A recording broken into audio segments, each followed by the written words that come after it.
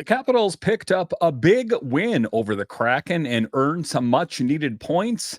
Can they keep it going against the Canucks? I'll discuss next on this edition of Locked On Capitals. Your Locked On Capitals, your daily podcast on the Washington Capitals, part of the Locked On Podcast Network.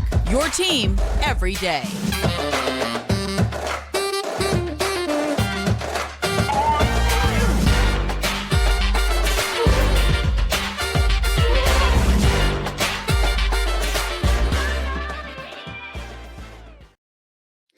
Well, hello and welcome into this edition of Locked On Capitals. I'm so glad you decided to join me today. As always, this podcast is free and available on all the major platforms, including the Sirius XM app and on YouTube. And I want to thank you for making this your first listen each and every day. My name is Dan Holme. You can find me on Twitter. It's at DanCaps218.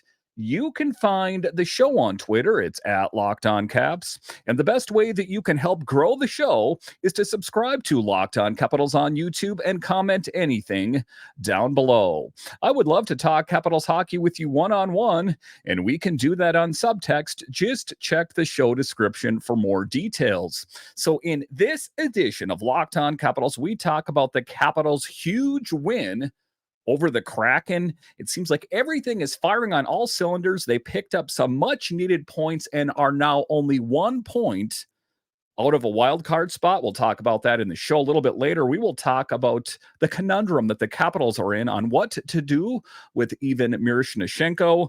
And then a little bit later, we will talk about what is the identity of this team.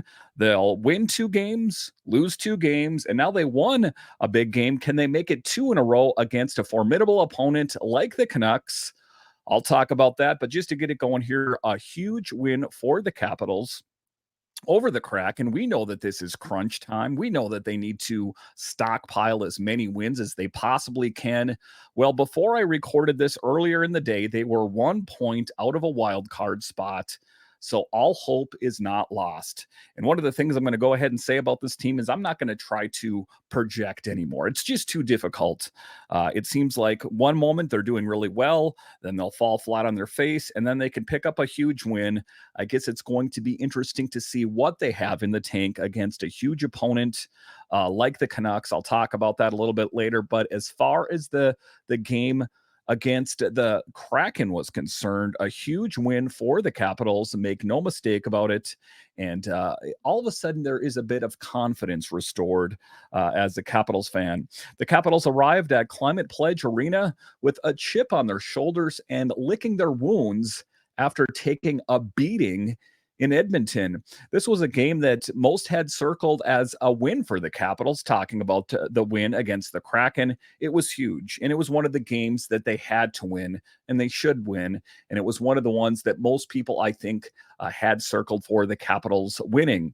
If they didn't fall into a pitfall or a trap game, which the Capitals were lucky to avoid, because let's be honest here, the Kraken and their players and their fans and their coaches, they still think that they're in it. So they had a lot to prove as well. The Capitals were ready for whatever the Kraken were going to throw at them and prove to everyone that this isn't the same Caps team as the one that they had remembered. And what do I mean when I say that? If we take a look at who the Capitals were to start the season and you contrast it with who they are now, quite a different team. It is a team that is markedly younger with a lot of young talent. You see a lot of production now being driven by the youth, Hendrik Lapierre, Connor McMichael, Ivan Miroshnichenko, Alexei Protas, that this isn't this old team. I mean, those players are still huge on this team. Make no mistake about it. You know, your Ovechkin, John Carlson, TJ Oshie, but it has this youth infusion, I think, has really kind of changed the dynamics of this team. This was a team being fueled by a youth infusion and ready to take the Kraken on with both barrels and pull. They did that. a huge victory. It was a pretty slow moving game to start. I'm going to be honest with you, a kind of bit of a chess match, if you will, as the Kraken still believe they are in the playoff hunt as well. That it made it interesting that, we went into the game thinking it was going to be an easy game, but it was important. And I'm glad that the Capitals didn't underestimate their opponent in the Kraken. The Caps got a goal by the hometown kid, TJ Oshie. Well, not a kid, but you know what I mean. The Everett native got on the board for the Caps first with an odd goal for his 11th of the season. He went in for it. Daccord tried to play the puck and shot it out, and it bounced off TJ Oshie kind of in the shin area. And TJ Oshie was like, "Thank you very much. I think I'm going to knock that into the net." It's interesting that Daccord had played the puck earlier in the game, did a pretty good job, but wasn't one of his finest moments, shall we say. After the goal, he was kind of face in the ice, like, what happened there? A botched play by the Kraken's netminder Daccord led to the number 77's tally. Unlike the Edmonton game, the Capitals controlled the pace of this game and spent a lot of time in the offensive zone, throwing as many curveballs at Daccord as possible. And that's one of the things that they say all the time is crash the net, get as many shots on net as possible, and good things will happen. If it's not your first opportunity, it'll be a rebound, and maybe you'll find pay dirt with the second or third opportunity. A great game for the Capitals, all things considered. The Capitals were involved in a stalemate with the Sea Animals, the Kraken, if you will. The Caps needed somehow to show up clutch once again, and it was a youth-driven force known as Connor McMichael with a breakaway that found the back of the net, breaking the 1-1 tie. Definitely a moment as a Capitals fan, you were left pumping your fist in excitement that they were finding a way to win this game after they were coming off such a huge deflating loss to the Oilers. McMichael seized the loose puck and backhanded a goal past Daccord with his second goal in as many games. Lindgren was also clutch when he needed to be, saving 23 of 24. Charlie Lindgren and Charlie we trust to keep riding that hot hand, if you ask me. And good things will happen as he made some truly top 10, top tier 10 bell saves, if you will. He moved slickly in the crease and he demonstrated some great agility, and he was huge when the Capitals needed him to be huge. Talking about the Capitals power play as well, the Caps now have power play goals in 11 of the last 12 games. So things are going in a good direction for the most part. The things that concern me the most, I'll talk about later in the show, is that they can find a way to beat the subpar teams. They have struggled on this trip against bigger opponents, the Jets, the Oilers, that the game against the Canucks is going to be a true measuring stick for this team. But, keeping with the theme here of the win over the Kraken, it was a huge game, picking up 2 much-needed points in a tightening Metro division. Things that people had laid out, that this team is going to finish here, that team's going to finish there. A lot has changed. You take a look at the Detroit Red Wings, who were red hot for a while. Well, they've cooled off substantially. And you take a look at the Flyers, a team in rebuild, with being led by Tortorella there, kind of a wild card. You don't know what to expect. So kind of buckle up and get prepared for the rest of the season, because we don't ultimately know what's going to happen. But what I know for sure is that the Capitals showed up at Climate Pledge Arena, showed up ready to play hockey, and they did that. They played some really great hockey against a team that would love nothing more than to have taken it to the Capitals and walked away with a victory. But the Capitals had the resolve, they had the pushback, and they were ultimately the better team, as was evident on the score sheet. And a lot to be happy for as a Capitals fan is it was a team that was buying in. The Capitals controlled the pace. In a game against the Oilers, they let the Oilers control the pace. So it was a huge thing that the Capitals kept the momentum to their advantage. And it was just a great team win, if you will. There was not a lot of things that I could point to that were weaknesses. And as Capitals fans, we should be very happy. All right, so coming up here after the break, we will talk about what to do with Ivan Miroshnichenko. He has come here and just contributed in his most recent call-up, but the Capitals are in an interesting position on what to do with Miro. I'll discuss coming up.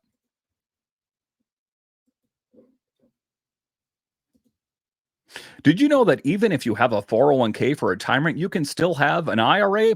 Robinhood has the only IRA that gives you a 3% boost on every dollar you contribute when you subscribe to Robinhood Gold. But get this, now through April 30th, Robinhood is even boosting every single dollar you transfer in from another retirement account with a 3% match.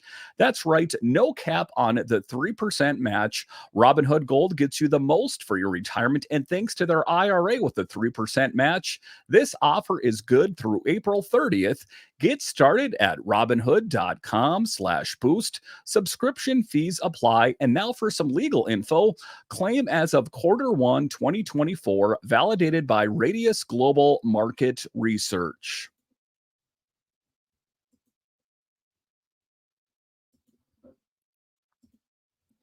As you know, Locked On has launched the first ever national sports 24/7 streaming channel, Locked On Sports Today. Baseball fans, mark your calendars for March 20th at 7 p.m. Eastern for the best MLB season preview, coming exclusively to Locked On Sports Today on March 20th at 7 p.m. Eastern. Be the first to get local insight from the MLB local experts on the Locked On Podcast Network. One more time, find it on March 20th at 7 p.m. Eastern on the Locked On Sports Today 24/7 streaming channel on YouTube or the free Amazon Fire TV channels app.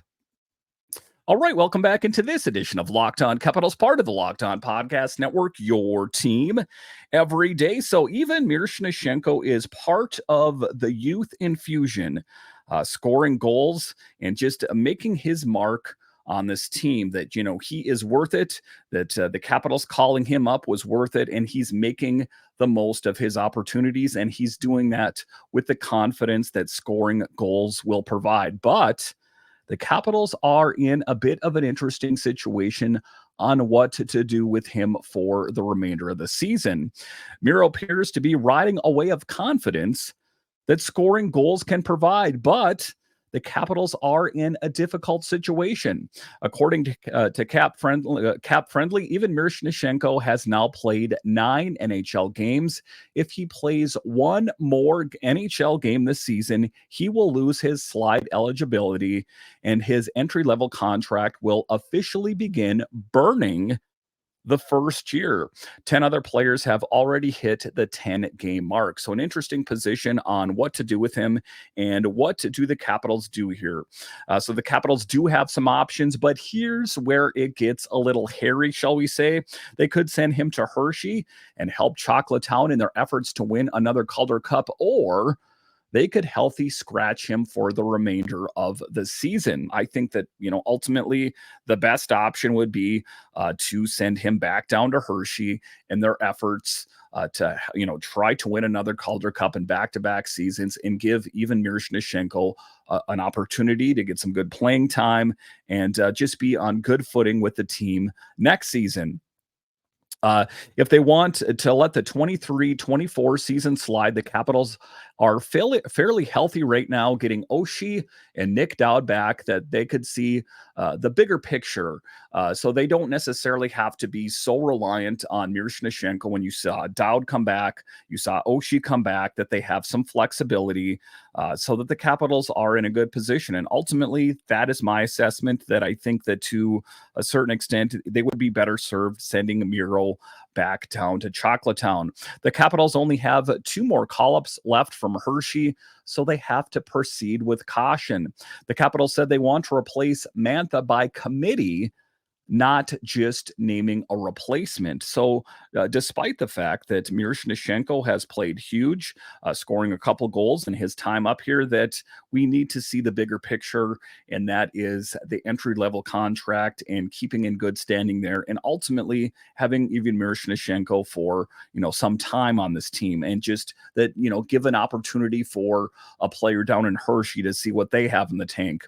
A name that has been mentioned was Matthew Phillips, but the Caps would like to get a peek at Ethan Frank in a Capitals jersey this season as well. So if Miro is done on the big team for this season, I think he had a good foot in the door for next season.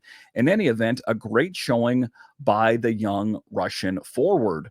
And he's an interesting guy. And if you or an everyday of the show, I spoke of last summer that I thought that this needed to be the year for Miroshnichenko, that, he's broke through every obstacle, the Hodgkin's lymphoma, terminating his KHL contract, and that I thought that he would be poised to get a look on the Capitals. And he has seen that a couple times this season. But I think in order to be taken into consideration his entry-level contract, the Capitals would be best served to have him go down to Hershey, being, like I said, that they have Nick Dowd back, they have Oshie back, they have some flexibility there. I think that that would be the right posture for the Capitals to take. But all things considered, if in fact he does get sent down to Hershey, that I will think, that he did a pretty good job, that, this last call up in particular, he has really shined under the big lights. And I think that he is in good footing for next season. So say this is, his last time playing on the big team this year, that I think when next season comes, it will make Brian McClellan think about, well, maybe I don't need to get this player because I have Miro penciled in at this position or that position. So all things considered, I think he's knocked it out of the park. This was a season, he's still a very young man, getting acclimated to the North American game, and he has done that. So I'm happy with what he's done here, and I think that he can continue to work on his game down in Hershey. We saw what happened last season with Hendrik Slapierre and Connor McMichael, the impact that had, being involved in a Calder Cup push and subsequently winning a Calder Cup, that it definitely built their confidence. And I think that it also just made them better all-around players, that they had to overcome adversity and all sorts of things to get the ultimate prize in the AHL. And if Miroshnichenko has to be a part of that and say goodbye to the Capitals for at least this season, then I think all is not lost. All right, so coming up here after the break, we will talk about what is the true identity of this team. Like I talked about, you take a look at the Penguins, you take a look at the Blackhawks, 2 big wins, and then you take a look at the Jets and the Oilers, 2 big losses. Then the pendulum swings back, a big win last night against the Kraken. Can they follow in that trend and make it 2 wins by taking down the Canucks? I'll discuss coming up.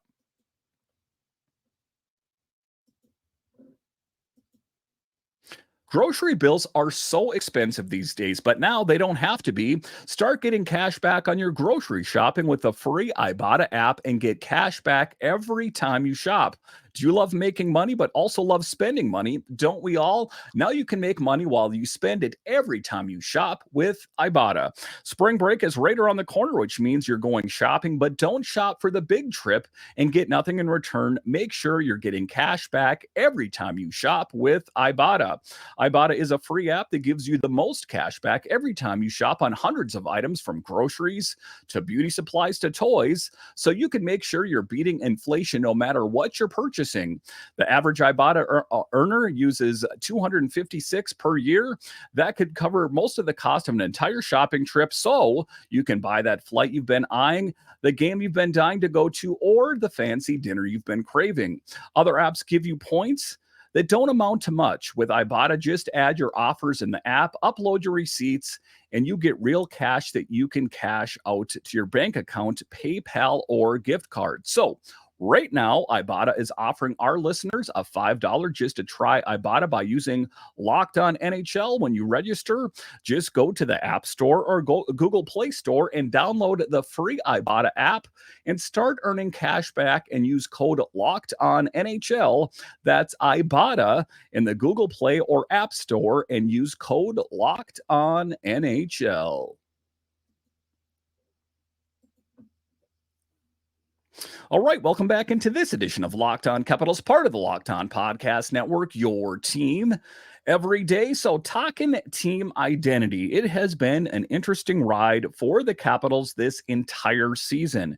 They started off slow. Alex Ovechkin started off slow, and then they were able to turn on the Jets. Alex Ovechkin, who started the season, his slowest start to his season offensively in his entire career, at least in the goal scoring department. The All-Star break came, he came back renewed, refreshed, and is now scoring and contributing on a regular basis. The Capitals have had ebbs, they've had flows, they've been up, they've been down, they've been in the hunt, they've been dismissed as being out of it already. Where are the Capitals right now? The one thing I'm going to do on this show right now is I'm not going to write them off anymore. There's been times here recently I'm like, well, that's it. The nail's in the coffin. They are done. And then they'll pick up a big win. And sometimes they'll pick up a big win against a team that maybe most people didn't have them circled for. The insiders, the ones that know the game the best, they'll find a way to rise to the challenge. So until the Capitals are ultimately mathematically eliminated, let's not get into that. Anything is possible. And the Metro here is kind of the wild, wild west, except the wild, wild east, I guess. If you take a look around the NHL, certain places, it seems like everything's locked down. The Vancouver Canucks are really good. The Golden Knights are really good, and not a lot has changed. But when you take a look out east here, in particular, the Metro, there is a lot in flux. Teams are rising, they're falling. The Rangers are good. The Hurricanes are good. But if any of those teams falter, could the Capitals have inroads to being successful? You take a look at the Flyers, who ultimately we don't know. I mean, they are far exceeding expectation. That I think that at this point, at this juncture, even though there's not a lot of hockey left to play, the Capitals are not out of it. They're not exactly in it, but they are in the hunt. So I think that's important for Capitals fans, myself, to realize that, they got to put the work in, but let's not dismiss them yet. Again, a big test for this team will be tomorrow against the Canucks, one of the best in the NHL, to see if they have what it takes. If we want to take a look at the Oilers, it wasn't real promising. You take a look at the Jets, they got worked over quite a bit. Can they find a way to rise up and beat a truly great team like the Canucks? I think that could be a season defining moment. I think they can do it. We've seen them do it before. Against the Bruins comes to mind off the top of my head. I think that they could do it, but it's not going to be easy. The Capitals win 2 and then they lose 2. Okay, let's not get crazy, but if the Caps could take down the Canucks, that could be a huge momentum shift. As I record this, the Caps are 1 point out of a wild card spot. It's been a wild season, and I think Caps fans, we need to hold on for the ride for the rest of the season. Throw away any preconceived notion of who this team is and what they're about. It's hard to ride the highs when they win big games against mediocre teams or less, and then it's tough when they fall flat on their face against formidable opponents. See the Pens, Hawks wins, Jets, Oilers loss. Can a win over the Canucks be exactly what the doctor ordered? I think that it can. The Capitals need to keep winning, and the other teams in the Metro need to keep losing. The playoffs seem like a long shot, but it's not crazy to think that they can sneak in and make it to the playoffs somehow. That's our hope. I think that it's interesting that you take a look at what happened at the trade deadline. Anthony Mantha going out to the Vegas Golden Knights. Listen, he wasn't going to come back. So all the people that said, well, why did it happen? He was not going to come back, because ultimately we didn't know what kind of Mantha we were going to have next season. Kuznetsov, we know what was going on with Kuznetsov, but who, by the way, scored his first goal as a Hurricane the other night. So happy for him there. And you take a look at Joel Edmondson, who wasn't really here long enough to have any feelings or allegiances to. So that was pushed into the background here. And I think the perception was that the Capitals are done. They're just resigned to the fact that they're going to wave the white flag and kind of just wait for the end of the season, the final Zamboni to come out. Then they can just, hit the links and start playing golf. But then something crazy happened. The Capitals youth stepped up and started playing a big role. Hendrix Lapierre got a call-up based on an injury and really stood out. You take a look at Connor McMichael, what happened when the Capitals were fully vested in him. You take a look at Scarbosa, who was called up when Kuznetsov was in the Players Assistance Program. You take a look at Backstrom stepping aside, for example. You take a look at the huge role that Malenstein has played this season. Alexei Protas, getting that new contract and having a killer season. There's just too much different, there's too much change with this team to pigeonhole them or generalize where they're going to go, because there is a youth infusion on this team that I think is catching a lot of the insiders, the guys that think they know the game the best, because they don't know these young players as well as us Capitals fans do. So I think it's important not to write them off. Anything is possible at this point. The games right now have utmost importance. Nothing has changed there, and they really need to find a way to pick up a win against the Canucks. And it's going to be a busy schedule coming up here as they have the Flames and the Maple Leafs down the road. There's going to be a lot of hockey and not a lot of time, and they need to do, their level best to win as many games as possible. Now, listen, I know that's not a novel thought, and it seems like kind of a no-brainer, but that's what they need to do, is concentrate on the next opponent. And, hopefully they've looked at the game film. They've done a good scouting job on the Canucks to see, what they're prone to doing. And hopefully the Capitals can deploy countermeasures to find a way to crack them and pick up a win against one of the best teams in the NHL. We've seen them do it before. Like I talked about, a huge win over the Bruins, the different games where they've just found a way to surprise us Capitals fans, to surprise a lot of people around the NHL. Like, wow, I didn't know the Capitals had it within them to take down a team like that. So that's kind of the summarize. This last segment here is, let's not write them off yet. I've been right, I've been wrong this season on different players, different times. But the one thing I know for sure is that the Capitals, the moment you think you know what they're going to do for the rest of the season or the next stretch, they're going to prove you wrong, whether it's for the good or the bad. But the one thing that's interesting is that the Capitals were dismissed as being out of it. They're not out of it. You take a look at the Pittsburgh Penguins, who they were checking for a pulse on the Penguins. They're not out of it. That it is fixing to be a very interesting, last stretch of the season. So Capitals fans, my word of advice, buckle up, be prepared for a bumpy ride for the rest of the season. There's going to be some highs and lows, even though there's not a lot of runway left, that the Capitals ultimately can do it. And then, all bets are off if they can make it to the playoffs, if they can make it to that first round. And I know what I've said. I know what a lot of people have said. This team, how would they fare against someone like the Golden Knights in the playoffs? How would they fare against the Canucks? How would they fare against the Rangers, the Canes, the Bruins? How would they fare against some of the best if they had to play them in a game or a series of games with big impact? I guess we don't know.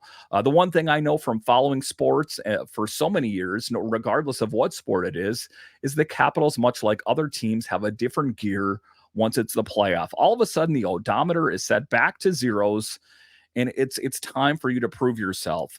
That's what I'm talking about. The Capitals, if they can find a way, somehow, some way to make it to the playoffs, anything is possible. Anything is possible. And for me as a Capitals fan, just the fact that they could make it to the playoffs, maybe, that gives me hope. Listen, I want to thank you for joining me on this edition of Locked On Capitals, your only daily year-round podcast covering the Washington Capitals. And I want to thank all of you that listen on the audio side and watch this on YouTube. You are ultimately what makes this show successful. All right, once again, I want to thank you for joining me on this edition of Locked On Capitals, part of the Locked On Podcast Network, your team every day. My name is Dan Holme, and I'll talk to you again next time.